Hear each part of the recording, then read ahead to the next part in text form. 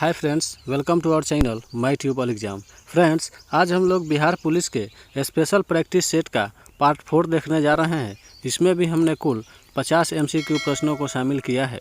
यह प्रश्न जो आपको स्क्रीन पर दिख रहा है, इसका जवाब भी आप लोगों को इसी वीडियो में मिलेगा। तो चलिए शुरू करते हैं आज के इस वीडियो को।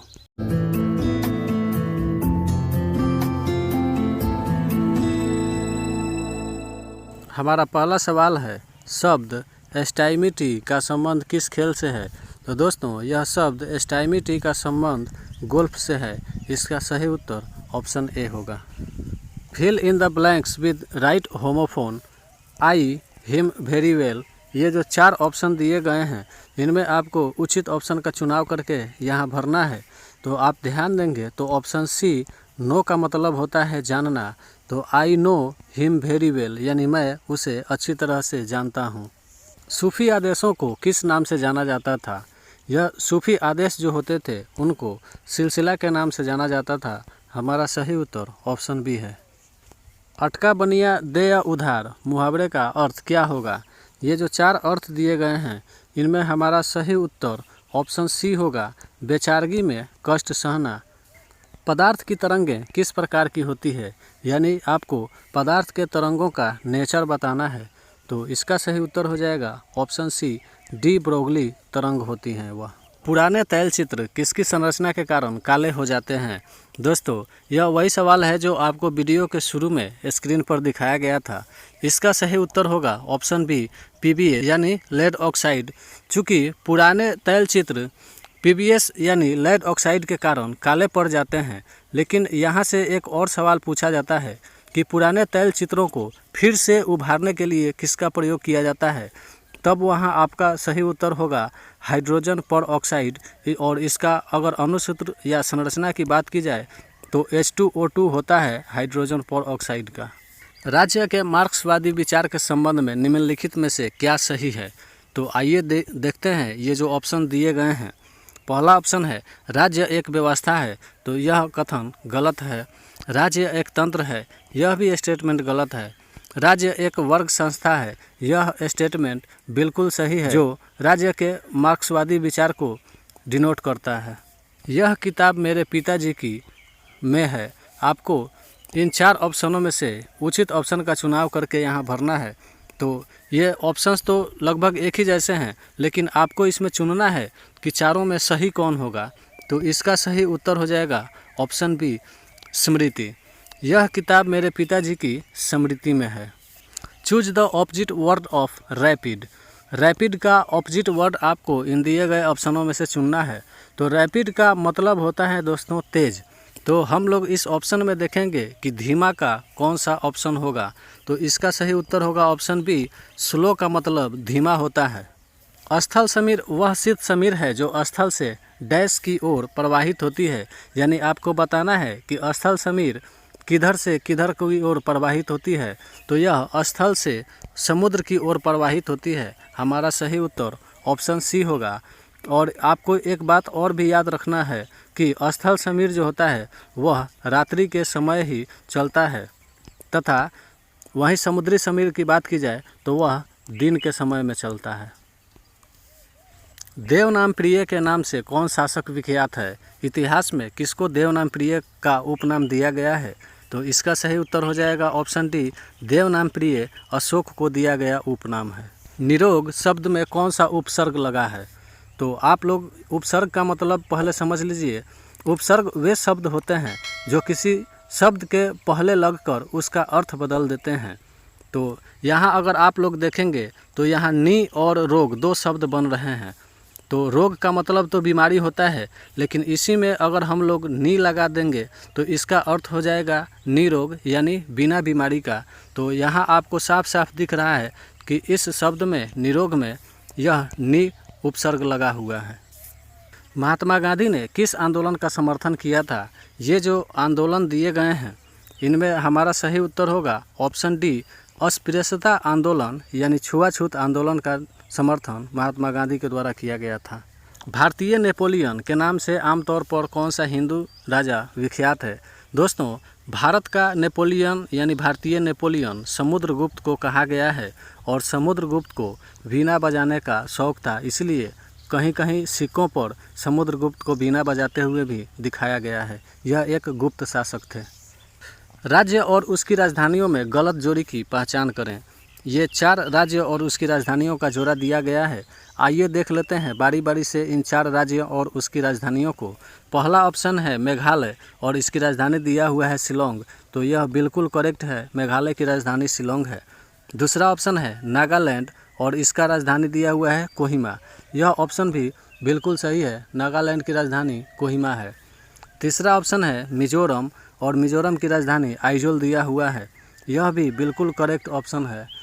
चौथा ऑप्शन है अरुणाचल प्रदेश और इसकी राजधानी दिसपुर दिया हुआ है, तो यह ऑप्शन गलत है दोस्तों, क्योंकि अरुणाचल प्रदेश की राजधानी ईटानगर है तथा अगर दिसपुर की बात की जाए तो ये दिसपुर जो है वह असम की राजधानी है।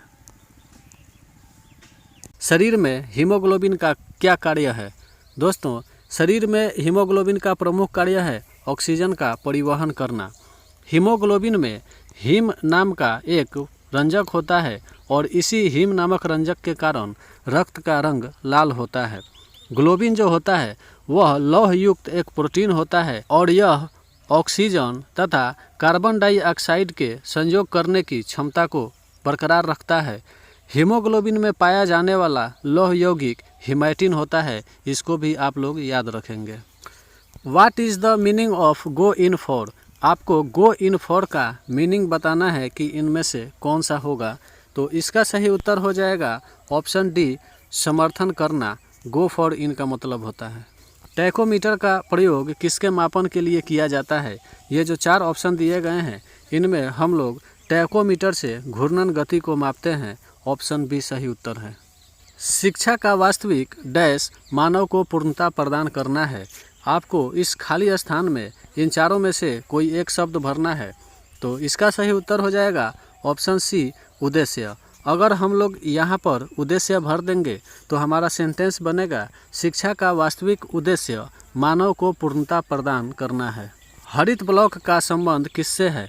तो दोस्तों, यह हरित ब्लॉक जो शब्द दिया हुआ है इसका संबंध है जैव ईंटों से या जैविक ईंट से। निम्नलिखित में से कौन सी नोबेल गैस नहीं है? ये जो 4 गैसों के नाम दिए गए हैं इसमें पहला है He यानी हीलियम, तो यह नोबेल गैस है। दूसरा Ne यानी नियॉन, यह भी नोबेल गैस है। तीसरा दिया है आर्गन Ar, यह भी एक नोबेल गैस है। चौथा दिया है H यानी तो यही नोबेल गैस नहीं है, इसलिए हमारा सही उत्तर ऑप्शन डी होगा। हड़प्पा सभ्यता का कौन सा स्थल भारत में नहीं था? ये जो 4 स्थलों के नाम दिए गए हैं इनमें बालाकोट वह स्थल है जो भारत में स्थित नहीं था। यह पाकिस्तान की राजधानी कराची से 88 किलोमीटर की दूरी पर बलूचिस्तान में स्थित सैंधवकालीन एक बंदरगाह था, इसको इंग्लिश में हम लोग पोर्ट कहेंगे, तथा 1779 से 81 के बीच में इसकी खोज डेल्स के द्वारा की गई थी। उन्होंने ही यहाँ पर उत्खनन करवाया था। उस समय यह बालाकोट जो हुआ करता था वह शिप उद्योग के लिए प्रसिद्ध था। निम्नलिखित में से जंगल का पर्यायवाची शब्द कौन सा होगा? ये जो 4 पर्यायवाची शब्द दिए गए हैं इनमें जंगल का पर्यायवाची शब्द होगा कानून, ऑप्शन सी इसका सही उत्तर होगा। कम वापसी का नियम निम्नलिखित में से किस पर लागू नहीं होता है? ये जो 4 दिए गए ऑप्शन हैं इनमें से यह कम वापसी का नियम मुर्गी पालन पर लागू नहीं होता है। बाकी के तीनों ऑप्शन मछली पालन, खनन, ग्रामीण भूमि तथा कृषि पर यह लागू होता है। To give money to agents for sale यानी बिक्री के लिए एजेंटों को जो मनी दिया जाता है उसको क्या कहा जाता है? तो इसका सही उत्तर हो जाएगा ऑप्शन बी, उसे हम लोग कमीशन के नाम से जानते हैं। श्रीमद् भागवत गीता का अंग्रेजी में अनुवाद किसने किया था? तो दोस्तों, श्रीमद् भागवत गीता का अंग्रेजी में अनुवाद करने वाले थे चार्ल्स विल्किंस। हमारा सही उत्तर ऑप्शन सी है। निम्नलिखित में से कौन सी नदी अरब सागर में गिरती है? तो दोस्तों, ये जो 4 नदियों के नाम दिए गए हैं इनमें हमारा सही उत्तर है ऑप्शन बी, नर्मदा नदी। बाकी के ये 3 नदियाँ कृष्णा नदी, कावेरी नदी तथा गोदावरी नदी, यह तीनों नदी बंगाल की खाड़ी में गिरती हैं। उत्पादन का संबंध किससे है? ये जो 4 दिए गए ऑप्शन हैं इसमें हमारा सही उत्तर हो जाएगा ऑप्शन बी, उपयोगिता का सृजन से। साधारणतया लेखन में कौन सी अशुद्धि पाई जाती है? दोस्तों आप लोग ध्यान देंगे, यहाँ लेखन में इसके बारे में पूछ रहा है, तो इसका सही उत्तर हो जाएगा ऑप्शन सी, वर्तनी। अगर वही बात करता, यहाँ पढ़ने में बात करता, तब हमारा सही उत्तर होता वर्णोच्चारण। हर्यक वंश का अंतिम शासक कौन था? ये जो 4 शासकों के नाम दिए गए हैं, इसमें हमारा सही उत्तर हो जाएगा ऑप्शन सी, नागदशक। यह हर्यक वंश का अंतिम शासक था तथा इसी की हत्या शिशुनाग ने की थी और तब मगध साम्राज्य पर नंद वंश की स्थापना हुई थी। आर्द्रता से तात्पर्य है, ये जो 4 ऑप्शन दिए गए हैं, आपको बताना है कि आर्द्रता से इनमें किसका संबंध है। तो इसका सही उत्तर हो जाएगा ऑप्शन ए, वायु में जलवाष्प की मात्रा, आर्द्रता का संबंध इसी से दर्शाया जाता है। Health is too important to be, ये जो 4 ऑप्शन दिए गए हैं, इसी में आपको यहाँ बी के आगे भरना है कि चारों में कौन सा ऑप्शन भरा जाए। तो इसका सही उत्तर हो जाएगा ऑप्शन डी, डिटेस्टेड। राज्यसभा का सभापति, ये जो 4 ऑप्शन दिए गए हैं, इसमें आपको बताना है कि यहाँ आगे कौन सा ऑप्शन भर दिया जाए। तो इसका सही उत्तर हो जाएगा ऑप्शन बी, लोकसभा एवं राज्यसभा के सदस्यों द्वारा संयुक्त रूप से चुना जाता है। यही हमारा सही उत्तर है। नंदलाल बोस ने किस क्षेत्र में ख्याति अर्जित की है? तो दोस्तों नंदलाल बोस का संबंध चित्रकारी से है। हमारा सही उत्तर ऑप्शन सी होगा। हिंदी में शब्दों के लिंग का निर्धारण किसके आधार पर किया जाता है? तो जब भी हम किसी शब्द का लिंग निर्धारण करते हैं तो हम उसके संज्ञा के आधार पर लिंग का निर्धारण करते हैं। हमारा सही उत्तर ऑप्शन ए होगा। भारत में निर्मित पहली टेक्निकलर फिल्म कौन सी थी? तो दोस्तों भारत में निर्मित पहली टेक्निकलर फिल्म थी झांसी की रानी और इस फिल्म को वर्ष 1951 में रिलीज किया गया था तथा इसके निर्देशक केदार शर्मा थे। एनटीपी पर किसी गैस के 1 ग्राम अणु यानी 1 मोल का आयतन कितना होता है? तो दिए गए ऑप्शन में हमारा सही उत्तर होगा ऑप्शन बी, 22.4 लीटर। दिल्ली से पहले भारत की राजधानी कहाँ थी? तो दिल्ली से पहले भारत की राजधानी कोलकाता थी। भारत की राजधानी कोलकाता से दिल्ली स्थानांतरित करने की बात की गई थी, लेकिन यह औपचारिक रूप से 1912 में स्थानांतरित की गई थी। हालांकि घोषणा 1911 में ही की गई थी। The police had to break the door to get in, यहाँ आपको यह अंडरलाइंड शब्द जो दिख रहा है टू ब्रेक, इसी को इन चारों में से किसी एक के साथ रिप्लेस कर देना है। तो हमारा सही उत्तर हो जाएगा option A, to break up. नाजीवाद का संस्थापक कौन था? ये जो 4 नाम दिए गए हैं, इनमें नाजीवाद का संस्थापक एडोल्फ हिटलर थे तथा इन्होंने नाजीवाद की स्थापना वर्ष 1920 में जर्मनी में की थी। निम्नलिखित में से कौन सा देश नाथुला दर्रा के पार है? यानी नाथुला दर्रा के उस पार इन चारों में से कौन सा देश है? तो इसका सही उत्तर हो जाएगा ऑप्शन डी, चीन। आपको बता दें कि यह नाथुला दर्रा जो है वह भारत के उत्तराखंड राज्य में स्थित एक दर्रा है। आंसू का बहुवचन कौन सा होगा? ये जो 4 ऑप्शन दिए गए हैं, इनमें हमारा सही उत्तर होगा ऑप्शन सी, आंसुओं। समतल दर्पण द्वारा बना प्रतिबिंब होता है। ये ऑप्शन जो दिए गए हैं, इनमें आपको बताना है कि समतल दर्पण द्वारा किस प्रकार के प्रतिबिंब बनते हैं। तो इसका सही उत्तर हो जाएगा ऑप्शन ए, समतल दर्पण आभासी प्रतिबिंब बनाता है। प्रसिद्ध नाटक शकुंतला किसके द्वारा लिखा गया है? तो दोस्तों यह शकुंतला नाटक महाकवि कालिदास के द्वारा लिखा गया है। महाकवि कालिदास गुप्त काल में हुआ करते थे। अम्लीय विलयन का pH मान कितना होता है? तो दोस्तों यह अम्लीय विलयन जो होता है वह 7 से कम होता है। हमारा सही उत्तर ऑप्शन सी है। अगर 7 के बराबर जिस विलयन का मान होगा उसको हम लोग उदासीन विलयन के नाम से जानते हैं तथा जिस विलयन का मान 7 से ज़्यादा होगा उसको हम लोग क्षारीय विलयन के नाम से जानते हैं। यू लाइव लॉन्ग, यहाँ इन 4 दिए गए ऑप्शनों में से एक शब्द आपको भरना है। तो यहाँ अगर हम लोग मे भर देंगे तो यह सेंटेंस बनेगा मे यू लिव लॉन्ग, यानी आप दीर्घायु हो। वे पदार्थ जो अपने में से विद्युत धारा को प्रवाहित नहीं होने देते हैं क्या कहलाते हैं। ये जो 4 ऑप्शन दिए गए हैं आपको बताना है कि जिन पदार्थों में से विद्युत धारा प्रवाहित नहीं हो सकती है उनको क्या कहा जाता है। तो उनको हम लोग विद्युत रोधी पदार्थ के नाम से जानते हैं। अगर प्रतिरोधक की बात की जाए तो प्रतिरोधक उनको कहा जाता है कि जिन पदार्थों से बिजली पास तो करती है लेकिन वह रुकावट का सामना करते हुए पास करती है। चालक यानी जो बिजली को आसानी से पास कर देते हैं उन्हें चालक कहा जाता है। अमेरिका ने जापान पर परमाणु बम प्रथम बार कब गिराया था। तो दोस्तों बात प्रथम बार की हो या द्वितीय बार की हो, यह दोनों गिराया गया था वर्ष 1945 में।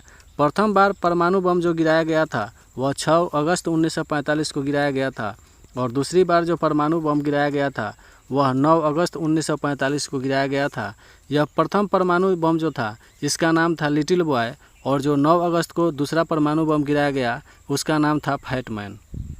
निम्नलिखित में से कौन सा स्वर संधि का उदाहरण है। ये जो 4 ऑप्शन दिए गए हैं इनमें स्वर संधि का उदाहरण मनवंतर है। हमारा सही उत्तर ऑप्शन डी है। एक समतल दर्पण का आपती किरण 60 डिग्री का कोण बनाती है तो परावर्तन कोण का मान कितना होगा। तो दोस्तों आप लोगों ने पढ़ा होगा आपतन कोण बराबर होता है परावर्तन कोण के। तो जब आपतित किरण 60 डिग्री का कोण बनाती है तो उसका परावर्तन कोण भी 60 डिग्री का होगा। हमारा सही उत्तर ऑप्शन बी होगा। तो दोस्तों ये था कुल 50 MCQ प्रश्नों का एक बेहतरीन सेट और यह स्पेशल सीरीज़ का 4 नंबर सेट था। और यदि आप चैनल पर नए आए हैं तो आप हमारे चैनल को सब्सक्राइब कर लीजिए, वीडियो को लाइक कर दीजिए तथा जितना ज़्यादा से ज़्यादा हो सके उतना अपने दोस्तों के पास इस वीडियो को शेयर भी कीजिए। मिलते हैं इस सीरीज़ के 5वें नंबर एपिसोड में जो आपके लिए अत्यंत ही महत्वपूर्ण साबित होगा।